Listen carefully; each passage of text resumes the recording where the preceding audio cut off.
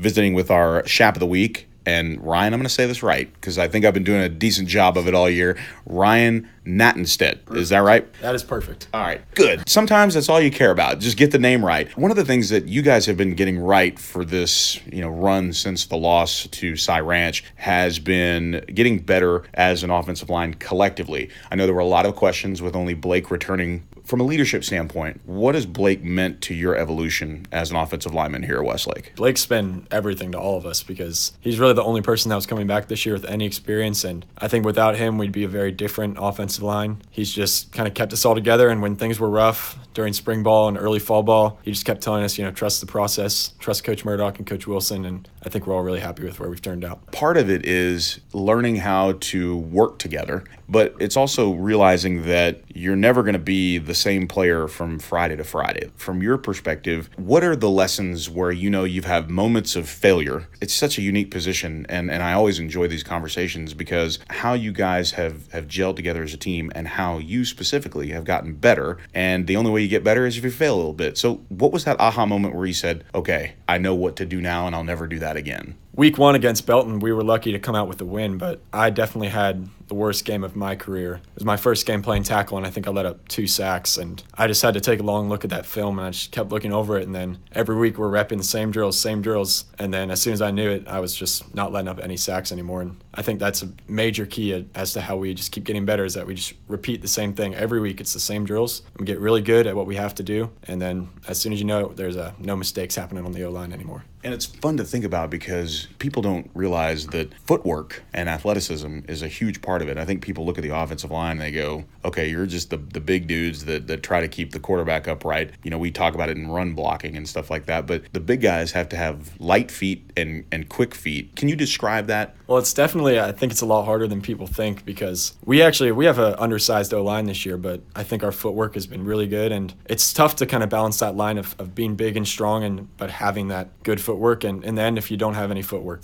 you're really not going to be a good offensive lineman, and so Coach Murdoch really focuses on drilling that footwork into us every day. Coach Murdoch is one of those unique people that has played the position for Coach Dodge and now has coached it for him. You don't often see a young coach like that. I'm sure he has aspirations, but at the end of the day, he's an O-line coach. Does it help you that he played it at such a high level? And what are some of the tricks of the trade that he's kind of shared with his playing experience? And how has he been able to share that with you and have you picked up anything from him? Well, it's definitely a big help to have a former offensive lineman as our coach because you can just tell that he loves the position. He would never want to play anything else. I don't think he'd ever want to coach anything else. He just really knows our assignments very well, and one thing that he's really instilled into us is just absolute intensity from whistle to whistle. I don't think there's another offensive line in the district that has the intensity we do, and I really think that comes from Coach Murdoch just drilling that into us every day. Here's a quote: impose your will. What does it mean to you? That just means every play, full speed for 7 seconds is what Coach Dodge says. Coach Murdoch says impose your will. Just letting the other guy know that you're better than him, you're stronger than him, and he's just got to know it every single play. Toughest moment for you outside of Belton when you knew that,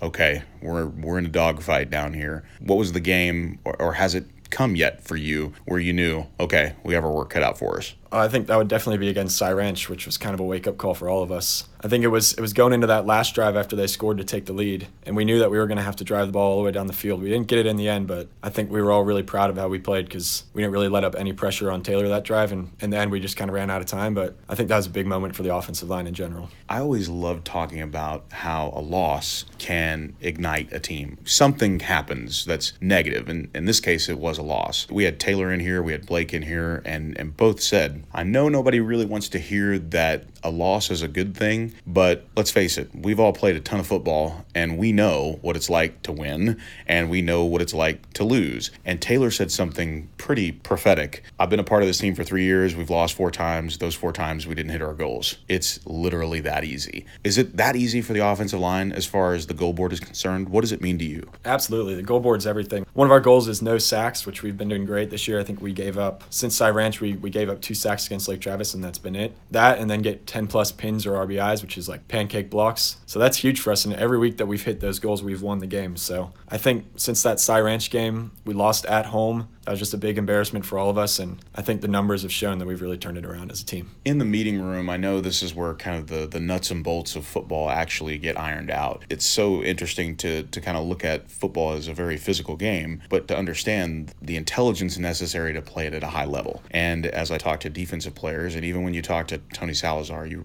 realize you're dealing with different cats at different levels of football IQ, but it's also IQ in the classroom as well. It's a work ethic, and you guys are as busy as anybody on campus, and yet collectively you're still one of the smartest people in the school. There's a balance there that you're learning at such a young age, and I think that has a lot to do with the overall success of this program, is the commitment to being smart guys that play football at a high level. How big does the intelligence go into this, the neck up type of game for you? Well, it's huge. I mean, we spend a crazy amount of time in the film room and at practice, but at the end of the day, we're still students, so we got to go study and we got to go get good grades. And I think everyone on the team this year made the grade check. No one failed, so that's just something the coaches find really important. Is just everyone's got to get their grades in. I mean, we have to run gassers if we have zeros in the grade book, so that's a big incentive.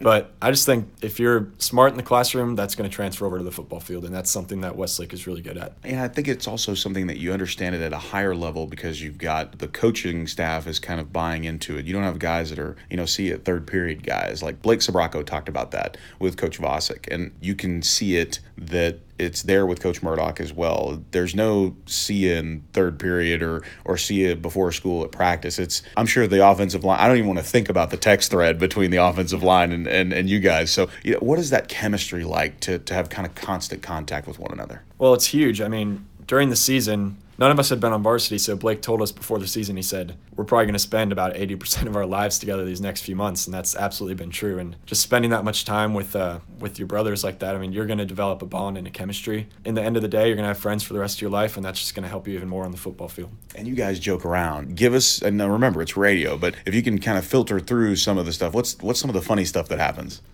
Oh, think about this one for a second. There's a lot that I probably shouldn't say.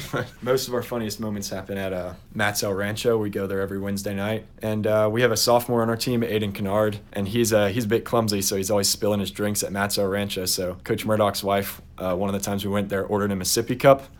So it was funny. He's about 300 pounds, so the waiter brought the sippy cup to the biggest guy in the entire restaurant. Because he is a big dude. You can only imagine what that would look like. That's part of the chemistry. Getting together on your own Wednesday nights, and it's become a tradition. I think tradition is a big part of the culture of Westlake, obviously, but it's a unique part about the culture of the offensive line. I mean, you always have, the hat dancer, and you always have these, moments where you go, wow, even the offensive line is celebrated in some way at Westlake. Does that rub off on you that you're protecting something with the ability to be a starting offensive lineman? I mean, absolutely. Blake Webster is probably one of the most superstitious people I've ever met. So he's really shown us all his traditions, and he's the hat dancer this year, and that's a really awesome thing to show some appreciation to the offensive line like that. But I mean, we go to dinner every Wednesday night. We have breakfast at Blake's house every Thursday morning. It's a lot of time spent together, but at the end of the day, I mean, the O-line's been doing that for a while, so clearly it's working. Everybody has their own unique way of getting ready to play football, Ryan. And so with a lot of playing under your belt now, as Coach Dodge always likes to talk about, you're no longer rookies.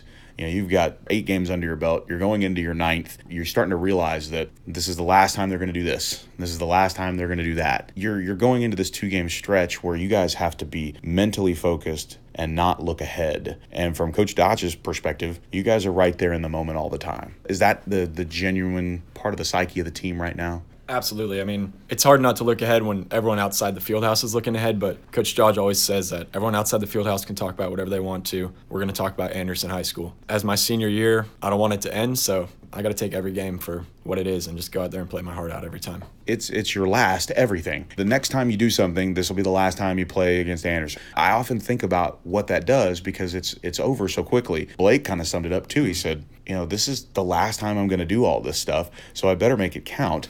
I can't skip a page because if I do, I'll miss something. And this is a short book when it comes to your football career. It's bittersweet, but it really helps you put your all into everything because even if you're tired at a morning practice or something, you just know no matter how far we go, I don't really have that many of these left. And in my case, I'm probably never going to play football again in my life. So it's just a big deal to take everything as it comes at you and just don't wish a moment of it away. Take us inside your helmet. How do you get ready to play on a Friday night? During home games, we go eat, and then I'll come up and I'll put my tights on, I'll put my shorts on, some comfortable clothes, and I'll usually go in the weight room, which we have all the lights off in the weight room, and I'll try and take about a 20-30 minute nap. If I can't fall asleep, I'll just lie there thinking about the game, and then I go get taped up, and from there it's all business. I just got to go get my pads on, and then we head down to warm up. Any music, anything like that you're kind of getting that gets you in the right mood to be that physical offensive lineman? A lot of 70s rock, some Black Sabbath, I like some AC/DC also, and that gets me going. So that's my pregame playlist right there. And that's fantastic. Somebody's raising you right. I mean, if you're jamming Ozzy before a game, I can't imagine,